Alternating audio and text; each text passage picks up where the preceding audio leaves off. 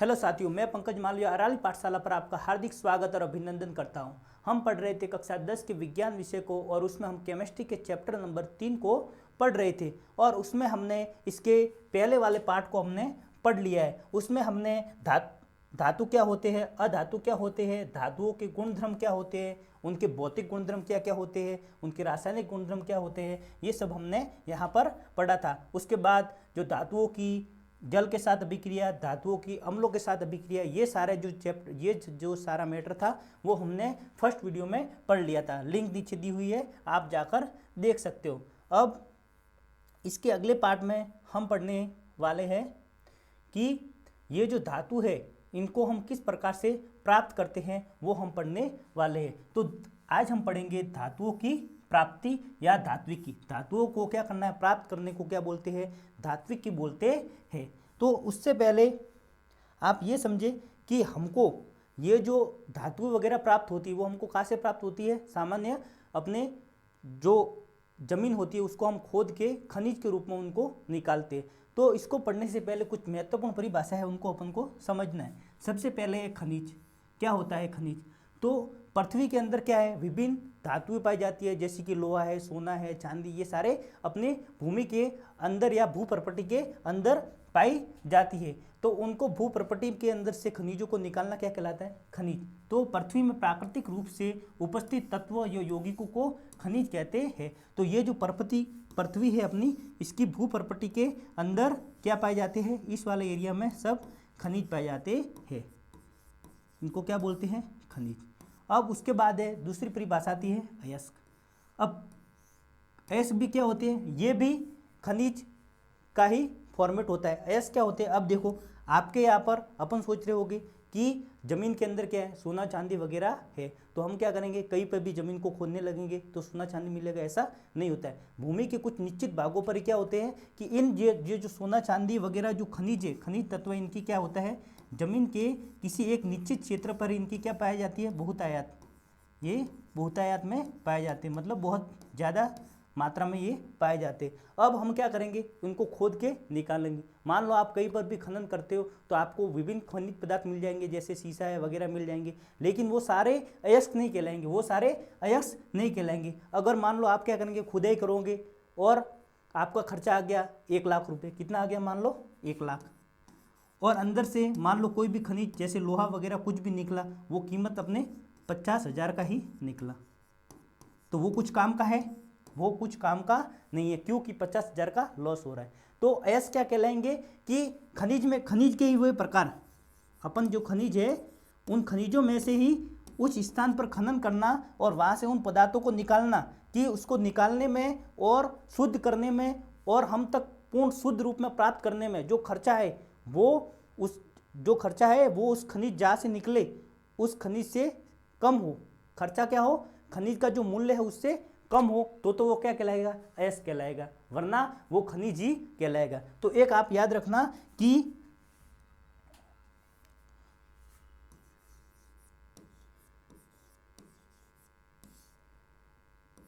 खनिज में से ही क्या निकला है, अयस्क। खनिज होते हैं तो सभी अयस्क होते हैं, वो तो क्या होते हैं, खनिज होते हैं। लेकिन जितने ही खनिज है, जो सारे खनिज है वो अयस्क नहीं होते हैं। तो क्या याद रखना है आपको कि जो अयस्क होते हैं वो क्या होते हैं, खनिज, लेकिन जो सारे खनिज होते हैं वो अयस्क नहीं होते हैं। अयस्क कौन से कहलाएंगे, केवल वही अयस्क कहलाएंगे जिसमें क्या हो, जिनको जमीन से प्राप्त करने में, शुद्ध रूप में प्राप्त करने में खर्चा क्या हो, कम हो, खर्चा कम हो या लागत कम हो। किसकी तुलना में, उस खनिज के मूल्य की तुलना में क्या हो, खर्चा कम हो। तो अयस्क वे खनिज जिनमें धातु अधिक मात्रा में पाई जाती है और उसे निकालना क्या हो, लाभकारी हो। क्या हो, लाभकारी हो। लाभकारी कब होगा, जब उसको निकालने में जो खर्चा हुआ है वो उसके मूल्य से क्या हो, कम हो, तभी तो अपन को लाभ होगा। तो लाभकारी हो तो उसे क्या बोलते हैं, अयस्क बोलते हैं। तो खनिज किसको बोलते हैं, तो पृथ्वी में प्राकृतिक रूप से उपस्थित तत्व यौगिकों को क्या बोलते हैं, खनिज। और उन खनिजों में से उस स्थान से या उस पर्टिकुलर एरिया से निकालना किसको, खनिजों या धातुओं को निकालना जो लाभकारी हो। लाभकारी कैसे होगा कि उसका जो वहाँ पर पूरे एरिया में जितना खनिज उत्पादन या धातु अपन को प्राप्त हो रही है उसमें जो खर्चा आ रहा है वो क्या हो, कम हो, तो उसे निकालना लाभकारी हो, वो क्या कहलाएंगे, अयस्क कहलाएंगे। अब अयस्क को हमने निकाल लिया। अब अयस्क से अपन को क्या करना है, सबसे पहले क्या था, खनिज। क्या था, खनिज। खनिज में से एक निश्चित स्थान से अपन ने क्या निकाला, अयस्क। अब इस अयस्क में क्या है, सारे मिश्रण है, इसमें धूल के कण भी है, धूल के कण, कुछ गैस है, अपशिष्ट, इन सबको क्या बोलते हैं, धातुमल। ये सारे जो होते हैं उनको क्या बोलते हैं, धातुमल या गैंग बोलते हैं। इनको क्या बोलते हैं, धातुमल या गैंग। धातुमल इसको गैंग बोलेंगे, क्या बोलेंगे, गैंग बोलेंगे। ठीक है। और क्या होती है, धातु। तो अपन को क्या करना है, इस अयस्क में से भी क्या निकालना है, शुद्ध धातु। शुद्ध धातु को निकालना ही क्या कहलाता है, शुद्ध धातु को निकालना निष्क्रमण कहलाता है। निष्क्रमण मतलब अयस्क में से शुद्ध धातुओं को निकालना क्या कहलाता है, निष्क्रमण कहलाता है। इसके लिए सबसे पहले अयस्क का समृद्धीकरण करना है, अयस्क को एकदम अच्छे से प्राप्त करना है। उसके बाद धातुओं का निष्कर्षण से धातुओं को निकालना है, फिर धातुओं को अच्छे से शुद्ध रूप में प्राप्त करना है। इसके ये 3 चरण है। अब ये जो धातु वगैरह होती है, मैंने आपको पहले भी अगले वाले वीडियो में बताया था कि जितने सारी धातु पाई जाती है उसमें से कुछ धातु तो हमें मुक्त रूप में प्राप्त मिल जाती है, कुछ क्या होती है मिश्रण के रूप में होती है, 2 या 2 से धातु अलग मिक्सचर में पाई जाती है, जैसे सीसा, जस्ता व चांदी साथ में प्राप्त होती है। तो इस प्रकार से कुछ सल्फाइड के अयस्कों के रूप में पाई जाती है, कुछ ऑक्साइड के रूप में प्राप्त होती है। तो हम सबसे पहले ये देखेंगे। सबसे पहले क्या था, अयस्क। अयस्क का हमने क्या किया, सांद्रण किया। और इस अयस्क में विभिन्न प्रकार की धातुएं होती है। कुछ होती है उच्च अभिक्रियाशील धातुएं, कुछ होती है मध्यम अभिक्रियाशील धातुएं, और कुछ होती है निम्न अभिक्रियाशील धातुएं। अभिक्रियाशील धातु, उच्च अभिक्रियाशील, मध्यम अभिक्रियाशील और निम्न अभिक्रियाशील धातु क्या होती है, मैंने अगले वीडियो में बताया था। क्रियाशीलता के आधार पर धातुओं की सक्रियता श्रेणी बनाई गई थी। उसमें सबसे ऊपर कौन रखे थे, उच्च अभिक्रियाशील धातु, बीच में क्या रखे थे, मध्यम अभिक्रियाशील धातु, और सबसे नीचे क्या, निम्न अभिक्रियाशील धातु रखे थे। अब मैं आपको ये बताता हूँ, ये देखिए सक्रियता श्रेणी में संबंधित धातु कण। तो सबसे अधिक अभिक्रियाशील धातु है, जैसे कि है अपने potassium, sodium, calcium, magnesium, aluminium. ये सारे क्या होती है, बहुत ही ज़्यादा अभिक्रियाशील धातु होगी। अब जो ज़्यादा अभिक्रिया कर रहा है तो वो अकेला तो रहेगा नहीं, वो क्या होता है, मिक्सर रूप में पाया जाता है। तो ये स्वतंत्र रूप में नहीं मिलती है। तो इनको प्राप्त करने की विधि कौन सी है, विद्युत अपघटन। ये स्वतंत्र रूप में नहीं पाई जाती, 2 या 2 से अधिक का ये मिक्सचर होती है। तो इनको क्या किया जाता है, विद्युत अपघटन के द्वारा इनको पृथक किया जाता है। तो जो अधिक अभिक्रियाशील धातु है वो स्वतंत्र रूप में नहीं पाई जाती है। अब उसके बाद है मध्यम अभिक्रियाशील धातुएं, जैसे कि जिंक है, फेरस है, लेड है, कॉपर है, Fe, मरकरी, पारा है। ये सारे क्या है, मध्यम के अभिक्रियाशील धातु। ये इतनी ज़्यादा भी रिएक्टिव नहीं है, लेकिन थोड़ी मात्रा में ये क्या करती है, अभिक्रिया कर लेती है। थोड़ी देर पड़ा रहने देते तो ये अभिक्रिया कर लेती है। तो ये किसके रूप में पाई जाती है, ये सल्फाइड, ऑक्साइड तथा कार्बोनेट अयस्क के रूप में पाई जाती है। तो इनके जो ये तो मिक्स रूप में होते हैं, इनको विद्युत अपघटन के द्वारा अलग कर सकते हैं। तो आपको प्रश्न पूछे कि अधिक अभिक्रियाशील धातुओं को किस विधि द्वारा अलग किया जाता है, तो क्या बोलोगे आप, विद्युत अपघटनी विधि द्वारा इनको अलग किया जाता है। और मध्यम अभिक्रियाशील धातु होती है वो किस किस के रूप में पाई जाती है, एक तो सल्फाइड अयस्क के रूप में, जैसे ZnS, ठीक है, ये सारे अयस्क होते हैं। जैसे लोहे के अयस्क होते हैं, हेमेटाइट, मैग्नेटाइट। फिर है ऑक्साइड के रूप में, जैसे कि जिंक ऑक्साइड, ZnO। फिर है कार्बोनेट अयस्क के रूप में, ZnCO3। तो ये किस किस के रूप में पाई जाती है, सल्फाइड के रूप में, ऑक्साइड के रूप में और कार्बोनेट अयस्क के रूप में मध्यम अभिक्रियाशील धातुएं पाई जाती है। और ये नीचे क्या है, सोना व चांदी। अब जो सोना और चांदी होती है ये सबसे कम अभिक्रियाशील धातु है। तो ये किसी के साथ अभिक्रिया नहीं करती है। तो ये हमको प्रकृति में मुक्त अवस्था में या स्वतंत्र रूप में पाई जाती है। तो आपको यहाँ पर क्या याद रखना है कि जो अधिक अभिक्रियाशील धातु होती है वो तो हमको स्वतंत्र रूप में नहीं पाई जाती है। तो इसको हम किससे अलग करते हैं, विद्युत अपघटनी विधि द्वारा। अब जो मध्यम अभिक्रियाशील धातु होती है वो किसके रूप में पाई जाती है, स्वतंत्र अवस्था में नहीं पाई जाती। ये किसके रूप में पाई जाती है, सल्फाइड के रूप में, ऑक्साइड के रूप में और कार्बोनेट अयस्क के रूप में पाई जाती है।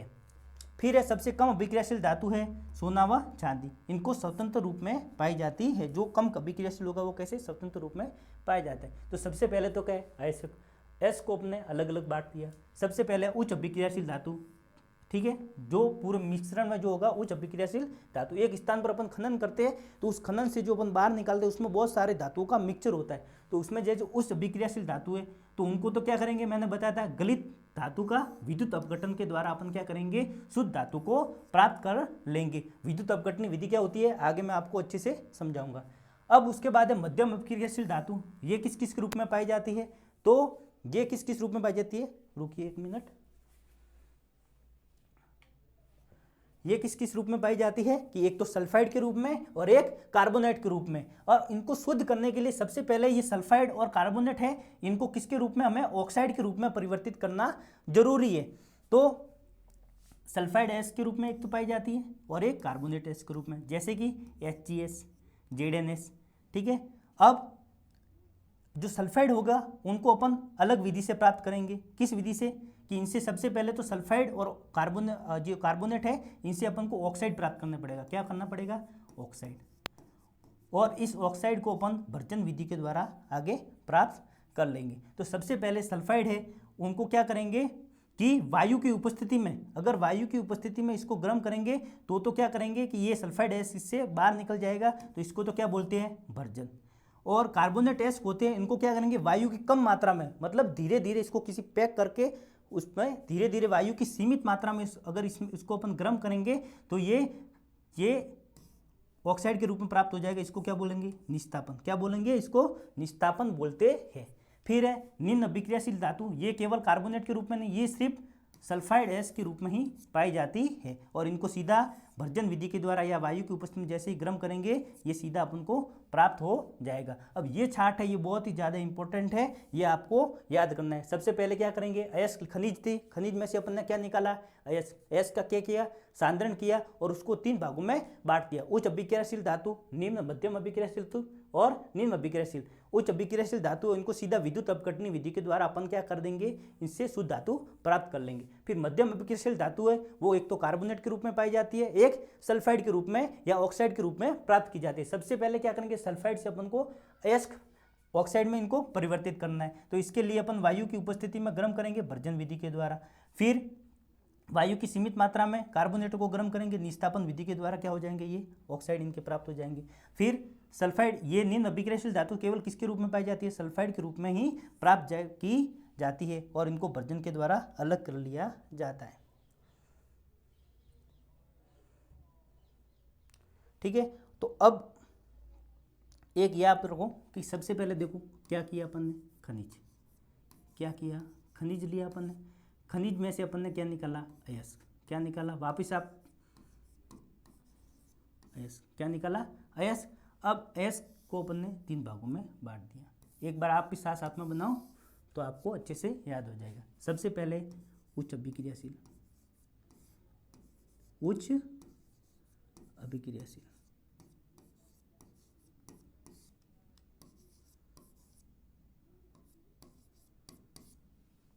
उसके बाद मध्यम अभिक्रियाशील धातु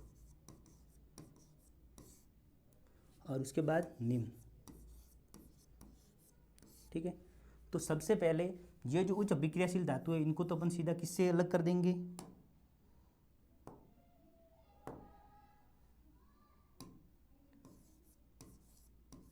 विद्युत अपघटन, सीधा विद्युत अपघटन विधि से। अब ये किसके रूप में पाई जाती है, मध्यम, ये दो रूप में पाया जाता है। सबसे पहले है, एक तो है कार्बोनेटों के रूप में और एक पाया जाता है सल्फाइड के रूप में। ठीक है, और ये किसके रूप में पाया जाता है, ये केवल सल्फाइड के रूप में ही पाया जाता है।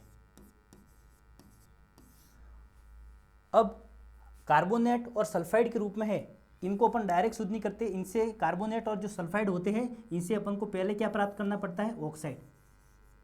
क्या, ऑक्साइड, जिसमें क्या हो, ऑक्सीजन केवल एस उपस्थित हो।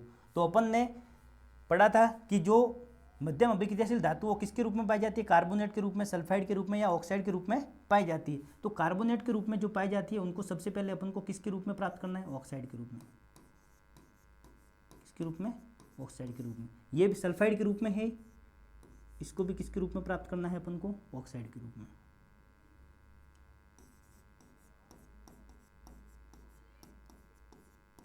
ठीक है, और ये सल्फाइड के रूप में, इसको भी अपन को किसके रूप में प्राप्त करना है? ऑक्साइड के रूप में। अब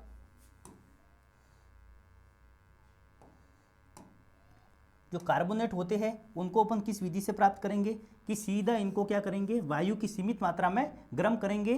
तो ये विधि कौन सी होगी? निस्तापन। कौन सी? निस्तापन। इससे तो अपन ने शुद्ध धातु प्राप्त कर लिए। अब सल्फाइड को क्या करना है? सीधा वायु की उपस्थिति में गर्म करेंगे, तो इससे अपन को ऑक्साइड प्राप्त हो जाएगा। ये कौन सी विधि है? भर्जन। ठीक है, और ये भी सल्फाइड है, तो इससे सीधा ऑक्साइड किसके रूप में प्राप्त हो जाएगा? भर्जन। ठीक है, यहाँ तक अपन ने खनिज को शुद्ध कर लिया। सबसे पहले खनिज लिया, एस निकाला उससे, फिर अपन ने एस से सभी जगह पर क्या? ऑक्साइड प्राप्त कर लिया। अब इस ऑक्साइड को क्या करेंगे? अपचयन। क्या करेंगे? अपचयन। किस प्रकार से होता है मैं आपको आगे बताता हूँ। ये भी ऑक्साइड किससे होगा? अपचयन करेंगे। अपचयन में क्या होता है? सामान्य इसको कार्बन के साथ अभिक्रिया करवाई जाती है। जैसे ऑक्साइड पर आप जिंक का ऑक्साइड क्या है? ZnO। अब इसका अपचयन करेंगे तो क्या कार्बन के साथ अभिक्रिया करवाएंगे, तो ये Zn प्लस CO के रूप में ये अलग हो जाएगा और ये शुद्ध धातु अपन को प्राप्त हो जाएगी। यहाँ पर भी इसका क्या करेंगे? कार्बन के साथ इसका अपचयन कराएंगे। तो इस प्रकार से सबसे खनिज से लेकर यहाँ पर लास्ट में अपन को शुद्ध धातु यहाँ पर प्राप्त हो जाएगी। कौन? लास्ट में शुद्ध धातु प्राप्त हो जाएगी। तो क्या किया? सबसे पहले खनिज था, उससे एस निकाला। अभी सबसे पहले उनको एस का सांद्रण कर लिया, उच्च अभिक्रियाशील वालों को अलग किया, मध्यम अभिक्रियाशील, निम्न वालों को अलग कर लिया। उच्च अभिक्रियाशील धातुओं को विद्युत अपघटनी द्वारा शुद्ध कर लिया। उसके बाद जो मध्यम वाले थे वो कार्बोनेट और सल्फाइड के रूप में थे। कार्बोनेट वाले थे उनको निस्तापन विधि के द्वारा अपन ने अलग कर दिया, और सल्फाइड वाले थे उनको भर्जन विधि के द्वारा। फिर निम्न वाले थे वो केवल सल्फाइड के रूप में प्राप्त थे, उनको भी भर्जन के द्वारा ऑक्साइड में प्राप्त कर दिया, और लास्ट में सबका क्या कर दिया? अपचयन कर दिया। तो अब ये भर्जन क्या होता है, निस्तापन क्या होता है, अपचयन क्या होता है, ये हम अभी समझते हैं। ये आपको अच्छे से याद रखना है और हाथ से ड्रॉ करना है ये।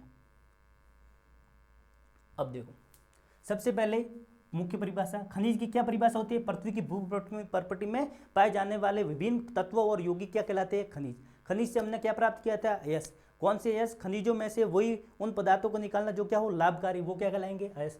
अब खनिज में क्या था? एस के अलावा कुछ बिना काम की चीजें थी, जैसे कि रेत है, मिट्टी है, ये सारी अशुद्धियां पाई जाती है, इनको क्या बोलते हैं? गैंग बोलते हैं। क्या बोलते हैं? गैंग। तो प्रश्न पूछे कि गैंग क्या है, तो पृथ्वी से खनिज अयस्कों में रेत, मिट्टी आदि जैसी कई अशुद्धियां पाई जाती है, उनको क्या बोलते हैं? हम गैंग बोलते हैं। अब उसके बाद है भर्जन।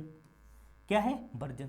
भर्जन किसको बोलते हैं? तो जो सल्फाइड है, लास्ट में अपन ने क्या किया था? सल्फाइड अयस्क है, एक तो निस्तापन पढ़ा था, एक भर्जन पढ़ा था। तो जिसमें जो सल्फाइड अयस्क होते हैं उनको क्या कर, वायु की उपस्थिति में अधिक ताप पर अगर गर्म करेंगे तो यह ऑक्साइड में परिवर्तित हो जाता है या बदल जाता है। इस प्रक्रिया को क्या बोलते हैं? भर्जन। तो भर्जन में क्या होगा कि सल्फाइड अयस्क को, जैसे HgS है, इसको अपन क्या करेंगे? वायु की उपस्थिति में इनको क्या करना है? गर्म करना है। तो क्या बन जाएगा? HgO, मतलब इसका ऑक्साइड अपन को प्राप्त हो जाएगा। ये क्या कहलाएगा? भर्जन। ठीक है, जैसे कि ZnS है, ये क्या है? Zinc sulphide. जिंक सल्फाइड को क्या किया अपन ने? वायु की उपस्थिति में, तो वायु में क्या थी? ऑक्सीजन। ऑक्सीजन की उपस्थिति में इसको क्या करेंगे?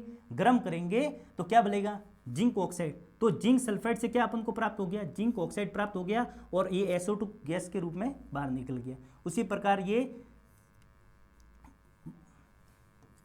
HgS है, इसको भी अपन को ने गर्म किया, तो क्या होगा? तापन के माध्यम से मरकरी ऑक्साइड और SO2 निकल जाएगा। इसको क्या बोले? सिनेबार। और उसके बाद दूसरा है निस्तापन। निस्तापन में क्या होगा? सेम उसी को अपन का गर्म करना है, लेकिन इसमें गर्म किसको करेंगे? कार्बोनेटों को, धातु के कार्बोनेटों को। किसको? कार्बोनेटों को। और कैसे? वायु की अनुपस्थिति में, सीमित मात्रा, अनुपस्थिति में मतलब सीमित मात्रा में वायु। ठीक है, तो अपन को क्या प्राप्त होगा? ऑक्साइड। क्या होगा? ऑक्साइड प्राप्त हो जाएगा। तो ये क्या कहलाएगा? निस्तापन।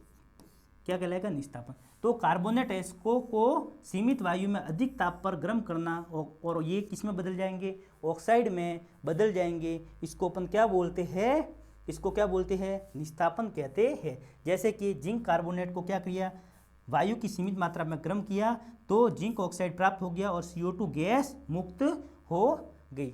अब हमने ये प्रक्रम पढ़े थे, सबसे पहले क्या किया था, खनिज कार्बोनेट इन सबसे ऑक्साइड प्राप्त कर लिया था और ऑक्साइड प्राप्त करने के बाद लास्ट में क्या किया था, अपचयन किया था। क्या किया था, अपचयन किया था।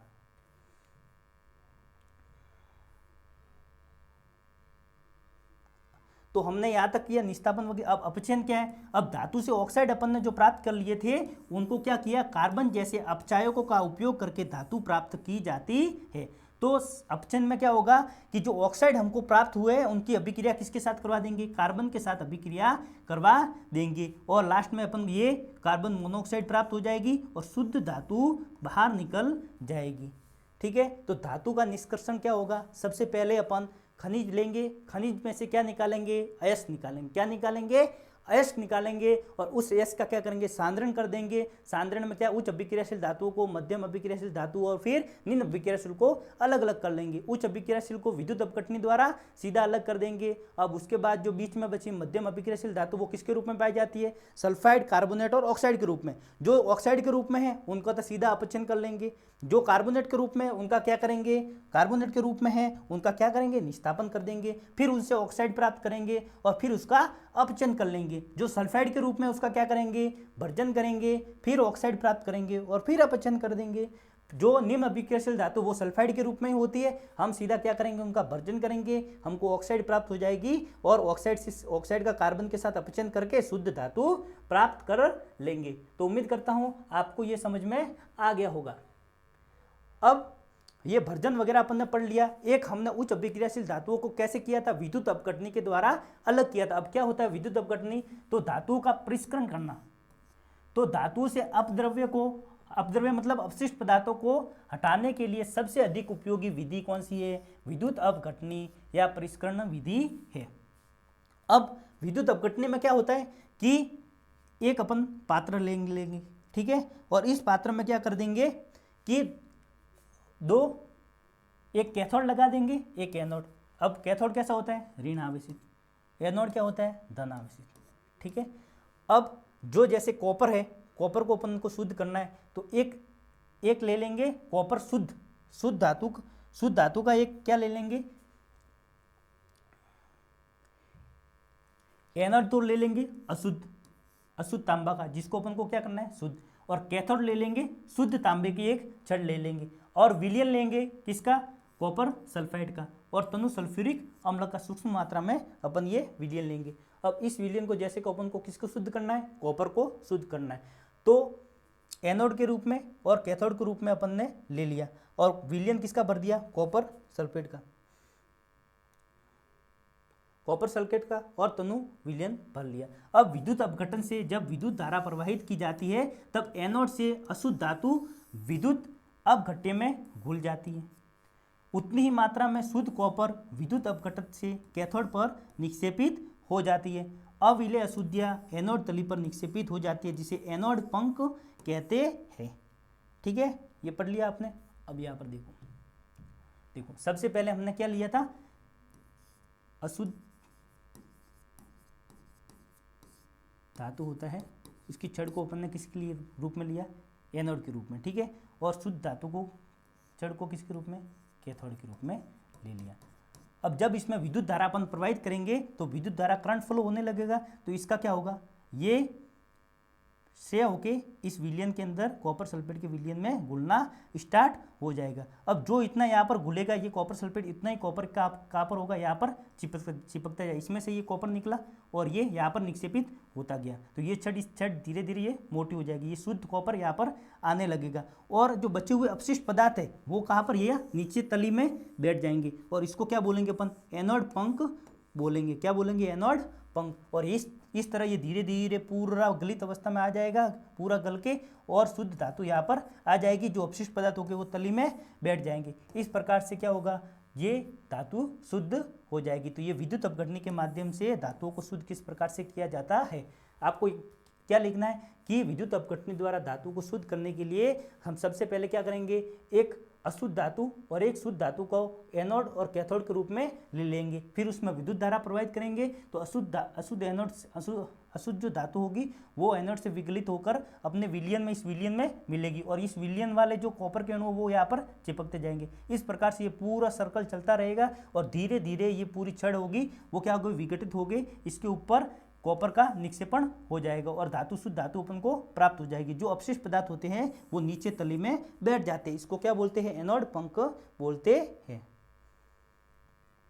अब उसके बाद है संसारण। संसारण क्या होता है ये हमने पहले पार्ट में अच्छी तरीके से पढ़ लिया था, तो अभी यहाँ पर वापस पढ़ लेते हैं। धातु अपने आसपास किसके साथ, अम्ल, आर्द्रता तथा वायु आदि के संपर्क में आने पर संसारित हो जाती है या अपने ऊपर की परत होती है वो क्षरित हो जाती है, इसको क्या बोलते हैं, संसारण बोलते हैं। अब सबसे पहले सिल्वर में, सिल्वर क्या करेगा कि वायु में उपस्थित सल्फर के साथ अभिक्रिया करके सिल्वर सल्फाइड किसका निर्माण करेगा, सिल्वर सल्फाइड का निर्माण करता है, जिसके कारण वस्तु कैसी हो जाती है, काली।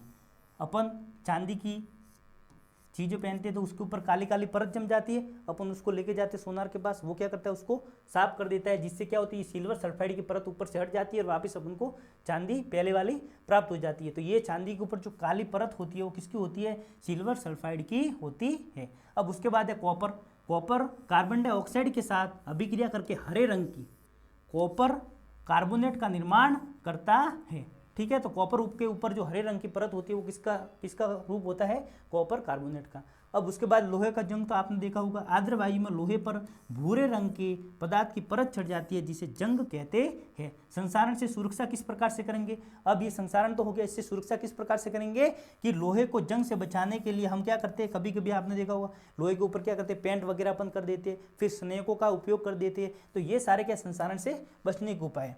तो पेंट करके उसके बाद तेल लगाकर, ग्रीस लगाकर और फिर यसद लेपन। यसद लेपन क्या होता है कि धातु के ऊपर किसकी परत, जिंक का लेपन करना, जिंक का लेपन करना क्या कहलाता है, यसद लेपन, यसद लेपन,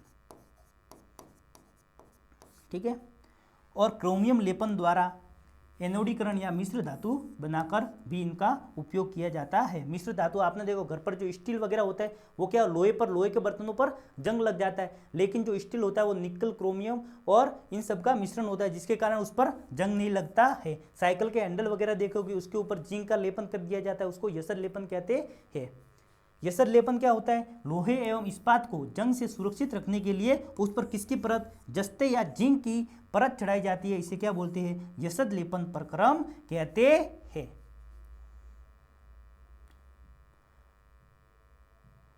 एक है मिश्र धातु। मिश्र धातु क्या होता है कि मिश्र का मतलब क्या होगा, मिश्रण करना, आपस में मिलाना। तो दो या दो से अधिक धातुओं को आपस में मिलाना। अब क्यों मिलाना, मिलाने की आवश्यकता क्यों पड़ गई, अब जैसे कि लोहे पर जंग, अब कुछ धातुओं के भौतिक गुण अलग होते हैं, रासायनिक गुणधर्म अलग होते हैं। अब दोनों को इसमें जो गुण है वो इसमें नहीं है, अब दोनों को अपन मिला के इनसे क्या करेंगे, एक उपयोगी वस्तु बना लेंगे, जिससे इनके जो दोष है वो दूर हो जाएंगे। तो दो धातुओं को मिलाकर, जैसे कि लोहे पर जंग लग रहा था, लोहे पर क्या लग रहा था, जंग, तो हमने क्या किया कि एक तो लोहे को ले लिया, अब उसमें निकल और क्रोमियम और मिला दिए, तो क्या हुआ कि जंग लगना बंद हो गया। तो ये अपने लिए क्या हुआ, लाभकारी, क्या हुआ, लाभकारी हो गया।